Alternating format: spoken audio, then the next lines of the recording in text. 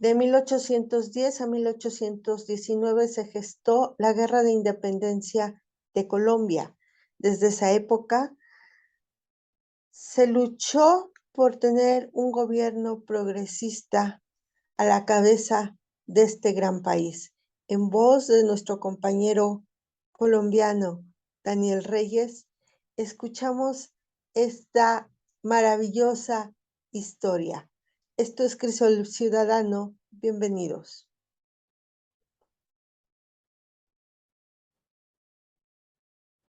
Yo quisiera tomar este espacio para tocar algunos asuntos de lo que ha venido sucediendo en Colombia en este último tramo de historia nacional, y es con relación a la llegada a la Casa de Nariño, como se dice, o al Palacio Presidencial o a la presidencia de Colombia, por una dupla encabezado por Gustavo Petro y Francia Márquez. Justamente hace 213 años, 3 años, sí, porque la independencia de Colombia fue el 7 de agosto de 1819, hace 200 años, más de 200 años. Y cada 4 años hay una sucesión presidencial cuando se está en tiempos normales en lo concerniente a la sucesión presidencial. Eso ha sucedido en Colombia en el siglo pasado. Se dieron pocos hechos que fueron alterados por las condiciones o las alteraciones del orden público no controlado. Por ejemplo, en el 1953 se da un golpe de Estado en Colombia en contubernio con la oligarquía colombiana, que se ramifica en dos. Se le llaman en Colombia liberales y conservadores. Se le da un golpe de Estado a un conservador que había llegado a la presidencia después de un magnicidio, de un asesinato político contra el dirigente popular Jorge Eliezer Gaitán, el 9 de abril de 1948. Fue asesinado Gaitán a pleno día por un asesino solitario que fue despedazado por la muchedumbre enardecida que se levantó y destruyó prácticamente a Bogotá. Y ese hecho violento, destructor, se le conoce peyorativamente como el Bogotazo. Eso partió la historia de Colombia, un antes y un después, y eso tiene que ver, digamos, con un periodo larguísimo de violencia brutal, valga la redundancia. Según los estudios, la violencia en Colombia, para lo que son los clásicos, porque es el primer intento de análisis de propiciar una información sobre hechos que alteraban el orden de la convivencia de colombianos en todos sus ámbitos, desde el ancho y el largo de lo que es el país.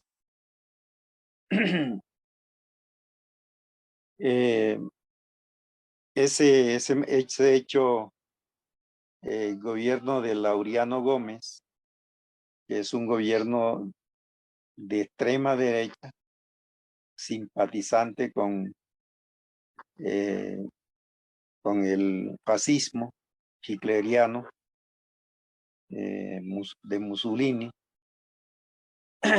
etcétera.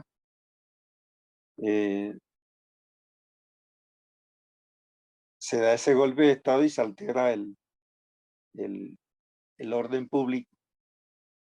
Pero eso fue en junio de 1953. Después, la misma oligarquía organiza otro golpe de Estado al general Rojas Pinilla en el 1957. Y a partir de ahí, Colombia, en la apariencia, las clases dominantes se manejan el discurso que es una de las democracias más antiguas del continente. Acuérdense que en los 60 y en los 70, América Latina es, y principalmente lo que se conoce como el Cono Sur, se llena de gobiernos militares mediante golpes de estados. Colombia pues no transita por esta situación de violencia, pero mantiene una violencia estructural que se dice para Germán Guzmán, Fals Borda y Diego Mañas Luna, que hay una violencia bipartidista de los dos partidos, que se inicia en el 1930. De 1884 o 1886 hasta 1930 se conoce como la hegemonía conservadora en Colombia. Desde esos últimos 17 años del siglo XIX, más los primeros 30 años del siglo XX, que sumándolo daría 46 años de el dominio y el gobierno del Partido Conservador, con algunos liberales que participaban muy marginalmente en las acciones del gobierno. Esa hegemonía conservadora tiene un hecho relevante porque tuvo que ver con, y ahí se habla de un periodo de violencia en Colombia, que fue la masacre de las bananeras, así le llaman. Los obreros agrícolas de una transnacional que cultivaba y exportaba banano en la zona norte del país, en Fundación, en el departamento de Magdalena, se da un levantamiento de los trabajadores pidiendo lo más elemental de sus condiciones laborales, y eso es la respuesta, es la violencia por parte del ejército. Lo particular aquí es que esta empresa, la Freud Company, que producía el banano, era un enclave. Es decir, esa empresa ni pagaba impuestos, ni contribuía con el bienestar social de los miles de trabajadores que elaboraban en condiciones de miseria y de esclavismo. Fíjense, el ejército colombiano reprime esa huelga que había estallado en el mes de, fines del mes de noviembre, inicio del mes de diciembre de 1928, y el desenlace es una masacre en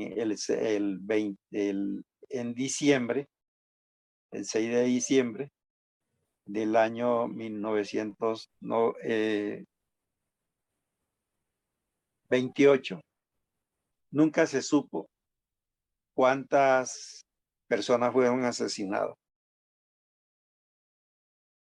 Se dice 3.000. Para aquel entonces era un escándalo público. Quien llevó un debate o quien propició un debate en el Congreso de Colombia fue Jorge Eliezer Gaitán. Esa es la primera victoria política de este dirigente social, político. Jorge Eliezer Gaitán es asesinado. Un contubernio de las oligarquías colombianas bajo la dirección de la CIA, del Pentágono. Acuérdense que ya en 1948 Estados Unidos era el amo, la potencia hegemónica dominante a nivel mundial, la potencia que propició la llamada Segunda Guerra Mundial y que implicó la destrucción de Europa. ¿Sí? Indiscutiblemente Estados Unidos desde ese momento ya es el país dominante en complicidad con otras potencias europeas que nosotros conocemos. Fíjense, Colombia ha tenido 42 presidentes y nunca desde su independencia hasta el día de hoy se había contado con un presidente cercano a los intereses populares, digamos, o a los intereses del pueblo, como son indígenas, bueno, como son los pueblos originarios, campesinos, negros, obreros, sectores medios, estudiantes, desempleados. La misma mujer nunca se había tenido un presidente que mostrara simpatía con los intereses del pueblo colombiano hasta el presidente número 42 en la historia de las sucesiones presidenciales en Colombia, que, bueno, la victoria de Petro en este tercer intento de competir a la oligarquía que se convirtió en un escenario de crisis, justamente con las políticas neoliberales que terminaron conduciendo a una pobreza lacerante de los colombianos, a tal punto que de los 51 millones de colombianos, 30 millones son pobres y 5 millones sufren una pobreza extrema a tal punto que no tienen acceso a lo más elemental del derecho más primario que puede tener una persona, como es la alimentación, ¿sí? El derecho a la alimentación, que tiene que ver esa alimentación con la salud y por lo tanto con la vida misma. Hay más de 5 o 10 millones de colombianos que a duras penas consumen un alimento maltrecho al día, y lo que implica tener una alimentación de este tipo en un desquebrajamiento indiscutiblemente de la salud y por lo tanto a una precaria vida. Elementos de pobreza extrema, de miseria agobiante, asfixiante, la soportan los colombianos a diario. En este contexto social, en este contexto de salud, llega un presidente con una simpatía y con una legitimidad social en términos de reconocimiento, tanto en el ámbito nacional como en el ámbito internacional. Hay que aclarar el asunto en los siguientes términos. De los 51 millones de colombianos que vivimos, tanto en el seno del país como los que vivimos en otros países, pero que somos colombianos, porque mantenemos nuestra memoria, nuestra conciencia y nuestro derecho a reclamar de donde nacimos, ¿sí? Son 39 millones de votos, 39 millones en el padrón electoral, que va, dicho de paso, hay un fenómeno político que es histórico en Colombia y es el abstencionismo asociado al fraude electoral mediante la compra de votos, mediante la inducción del voto, tanto a través de las instituciones oficiales del gobierno como de las instituciones privadas. Se coluden y entonces dentro de este juego de la democracia, pues a la población terminan induciéndola al voto por los candidatos que así lo determinan los sectores dominantes en Colombia. Esta vez eso se agotó, ¿sí? Eso en Colombia se agotó.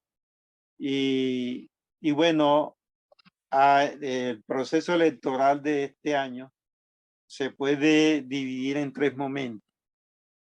Las elecciones al Poder Legislativo, a la Cámara Alta, como es el Senado, y a la Cámara Baja, como es la Cámara de Representantes, que le llaman en Colombia, fue las primeras elecciones que se dieron en marzo.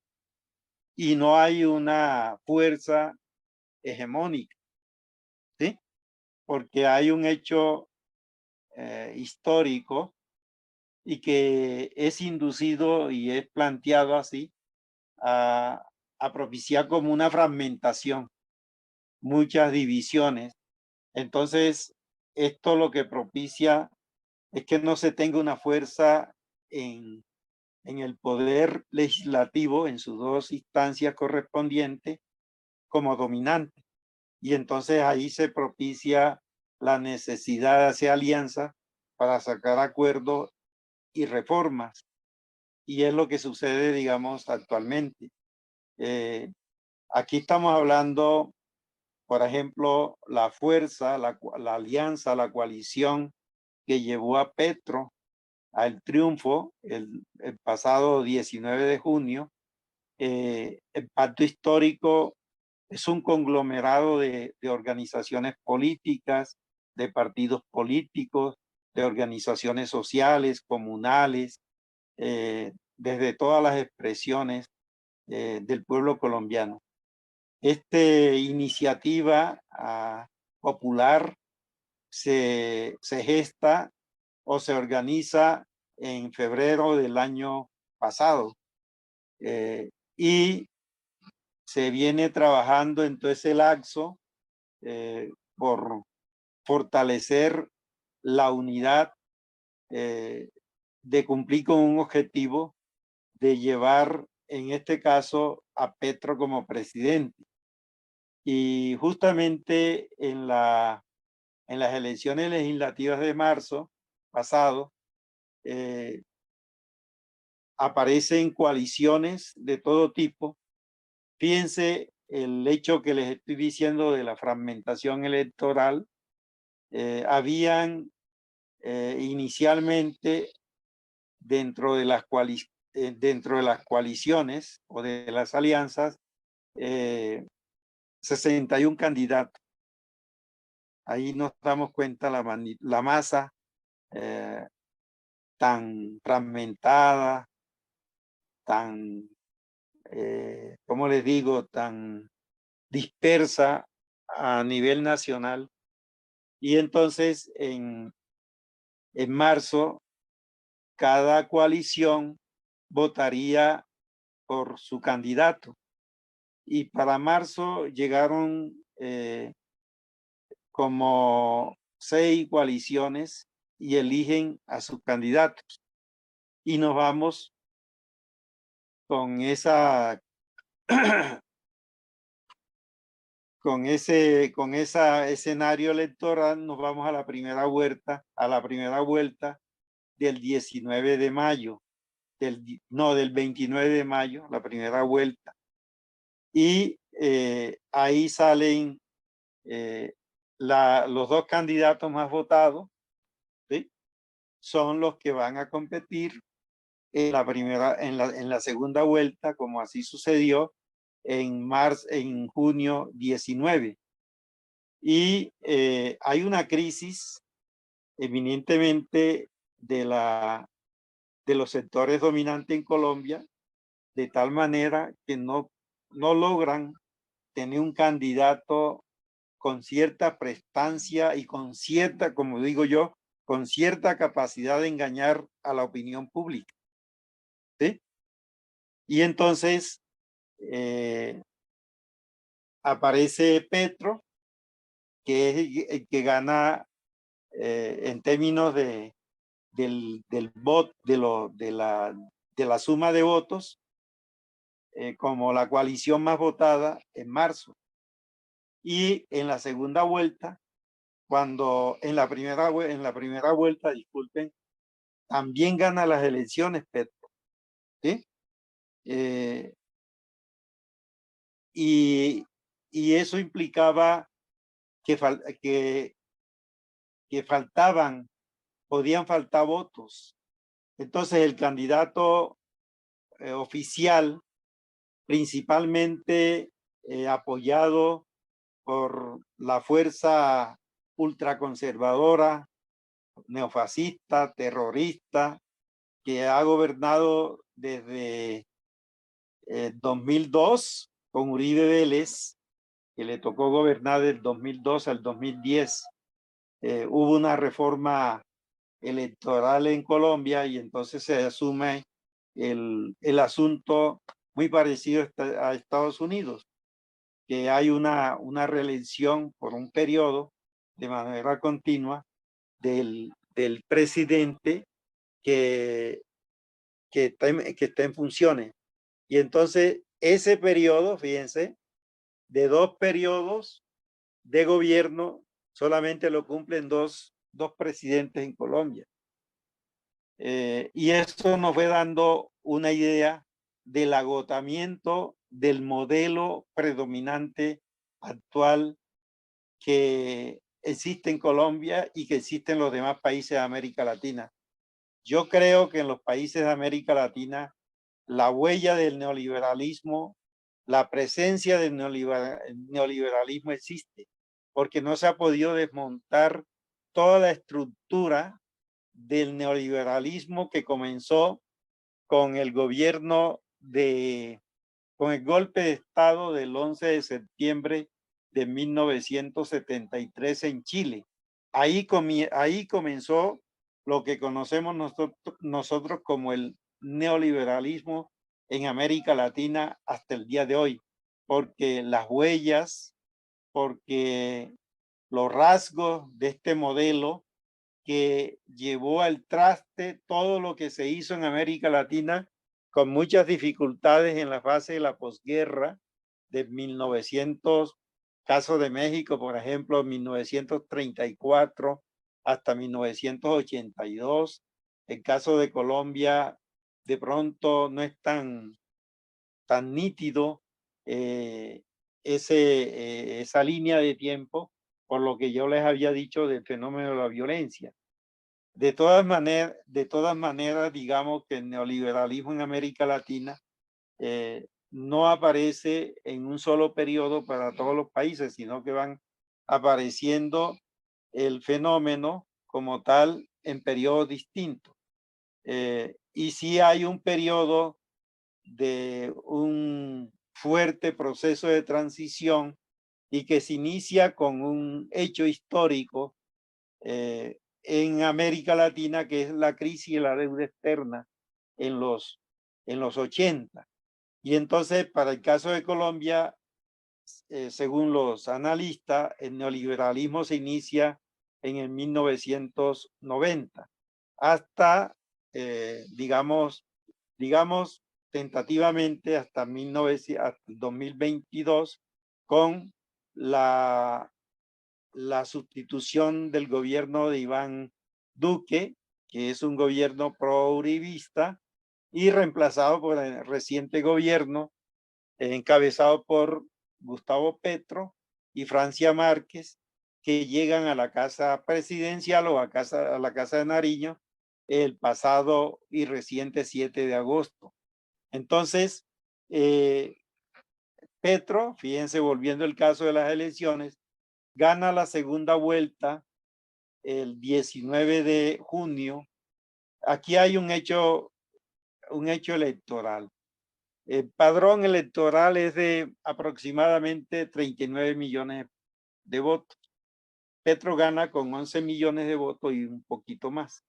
Y entonces estamos hablando de un 28%.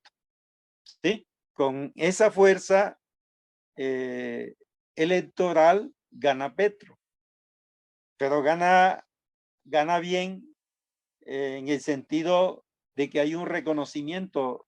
Todo el mundo creía que iba a haber impugnaciones porque previamente había un escenario muy ríspido, muy contradictorio, muy confuso, y entonces se creía que las elecciones se iban a dirimir en las estancias respectivas. No fue así, ¿sí? No fue así. Las elecciones en Colombia terminaron a las 4 de la tarde y ya a las 6 de la tarde había un resultado favorable, una tendencia favorable a Gustavo Petro. Entonces, Gustavo Petro, el gobierno de Gustavo Petro se identifica con esta nueva tendencia que comienza en Venezuela con el presidente Hugo Chávez, después todos los gobiernos con una fisonomía progresista, como son el gobierno de Kirchner en Argentina, el gobierno de Lula en Brasil, el gobierno de Evo Morales en Bolivia, el gobierno en Uruguay, el gobierno en Paraguay, el gobierno en Ecuador, etcétera. Esa como que es la primera oleada de estos movimientos progresistas. Y Colombia en ese lapso se mantuvo en, en una postura, digamos, conservadora, ¿sí? Y hasta hoy, digamos, hasta el 19 de junio, que aparece Gustavo Petro. Dicho de paso, Petro participa en cada momento político en Colombia desde, digamos, desde 1980. Es un joven. Bueno, entonces, ya para terminar, Petro gana las elecciones en la segunda vuelta con el 54, con el 53% de la tasa de votación. Pero eso implicaba aproximadamente, sí, el 54%, y él gana con el 28% de toda la tasa de votación, que implicaba, según los participantes en la cuestión electoral, el 54%. Y eso significaba que el 46%, ¿sí?, es abstencionismo en Colombia. Es decir, población apática, población apolítica, población indiferente, etcétera, producto, digamos, de una política social que no imprime un nivel de confianza en la población colombiana. En ese escenario, con una, como les había dicho antes, un Congreso dividido, fragmentado, que implica, digamos, hacer alianza. Y hay un hecho importante, que el primer acuerdo, bueno, el Congreso se instala del nuevo gobierno el 20 de julio. El 20 de julio es una fecha emblemática porque es como el grito de independencia que se dio en Colombia en el 1810. Entonces, el 20 de julio, cada 4 años, se instala el nuevo Congreso de Colombia.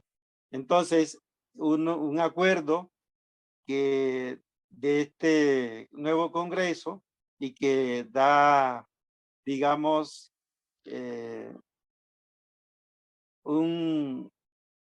una idea de que hay algún nivel de voluntad en el sentido de los acuerdos. Hay una mayoría calificada y sacan un acuerdo de la protección de los recursos hídricos en Colombia. Es decir, en este modelo neoliberal, los grandes neoenclaves, así le llamo yo, que son las empresas transnacionales y multinacionales, se apropian de los recursos naturales que son indispensables para la elaboración de los medios del conjunto de los medios de producción. Y los recursos naturales se hayan distribuido en un 80-85% en los países periféricos, los países dependientes. Por eso hay mucha violencia, ¿sí? Porque el capital, ¿sí?, representado en estas empresas que tienen mucho poder, inclusive una empresa multinacional o transnacional puede tener más poder, puede tener más capacidad de riqueza que un gobierno o un estado o una nación. Y entonces imagínense una empresa de este tamaño, cuando llega a un país le pone condiciones. Y entonces, en este caso, aquí tenemos un caso en Colombia, que esa es lo que se plantea para los próximos periodos, cómo el actual gobierno enfrenta un país quebrado económicamente. Por encima del 70% el endeudamiento con relación al PIB. Nada más voy a darles, con esto termino. Una tasa de desempleo que se está aproximando casi al 20%. Hay un proceso recesivo como en el escenario mundial. Hay un subempleo y un desempleo que se aproxima al 50% en Colombia. Y eso lo hacemos a una economía de subsistencia, que es lo que se llama la informalidad. Prácticamente es el mecanismo de subsistencia de la mayoría de los colombianos. Por eso se explica por qué hay una tasa de pobres en Colombia que llega casi a los 30 millones de habitantes. Hay una concentración de la tierra, que es el fenómeno que funciona como causa de los conflictos armados de más de 70 años. La tierra en Colombia la posee el 90%, 3.000 familias.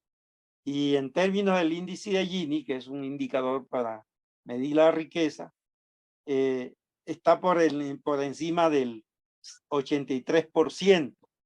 Esto nos dice que Colombia es de los países más desiguales del mundo, que solamente en América Latina estaría por encima de Haití y de algunos países de Centroamérica. Entonces, este es el escenario, digamos, de Colombia, y este es el escenario que tiene que enfrentar el gobierno actual que encabeza Gustavo Petro y la afrodescendiente Francia Márquez.